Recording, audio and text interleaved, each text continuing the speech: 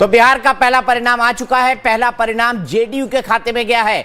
कल्याणपुर से सीनियर नेता महेश्वर हजारी चुनाव जीत चुके हैं। तो बिहार का पहला परिणाम आ चुका है। हालांकि अभी 4 बज चुके हैं और इस हिसाब से देखा जाए तो चूंकि ईवीएम की काउंटिंग है तो पहला परिणाम थोड़ा लेट आया है। तो फाइनल टैली के लिए आपको थोड़ा इंतजार करना पड़ सकता है। लेकिन देखिए फाइनल टैली क्या कहती है। अभी की 243 में से 243 सीटों के रुझान आ चुके हैं। एनडीए को 208 सीटें मिली है, महागठबंधन को 28 सीटें मिली है। इसके अलावा जन स्वराज के खाते में 0 सीटें गई हैं और अदर्स के खाते में 7 सीटें जा रही हैं, जिसमें से जो आखिरी अपडेट मैंने देखा था एआईएमआईएम के कैंडिडेट जो है वो सर 6 सीटों पर आगे चल रहे थे सर।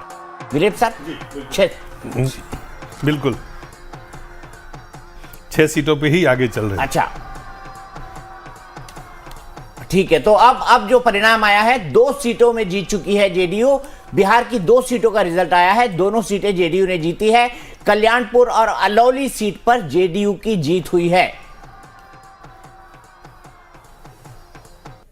यहां पर मैं आपको अपडेट बता दूं, जो सिचुएशन दिख रही है उसके हिसाब से आरजेडी 24 पर, कांग्रेस 2 पर, लेफ्ट जो है, लेफ्ट देख नहीं पाया मैं, लेफ्ट फिर से देखता हूं। यहां पे बीजेपी 96, जेडीयू 84, एलजेपी बहुत तेजी से लेफ्ट 2 सीटों पर, वीआईपी 0 पर, अदर्स 0 पर। इसके अलावा अगर हम बात करें बीजेपी की तो 96, जेडीयू 84, रामविलास पासवान के बेटे की, चिराग पासवान की जो पार्टी है वो 19 सीटों पर आगे है। इसके अलावा अगर हम की बात करें तो 6 सीटें लड़ रही थी, 5 पर आगे है। राष्ट्रीय लोक मोर्चा 6 सीटें लड़ रही थी, 4 सीटों पर आगे है। तो बड़ा डिसअपॉइंटिंग रिजल्ट। और मैं आपको ये भी बता दूं, जो 2010 का सबसे बड़ा बेंचमार्क था, जो आज तक की सबसे ऐतिहासिक जीत थी, उसका रिकॉर्ड तोड़ दिया है। उसका रिकॉर्ड एनडीए ने तोड़ दिया है। 206 सीटों पर वो जीत मिली थी 2010 की, लेकिन अब ये जो जीत है ये 208 सीटों पर मिल रही है।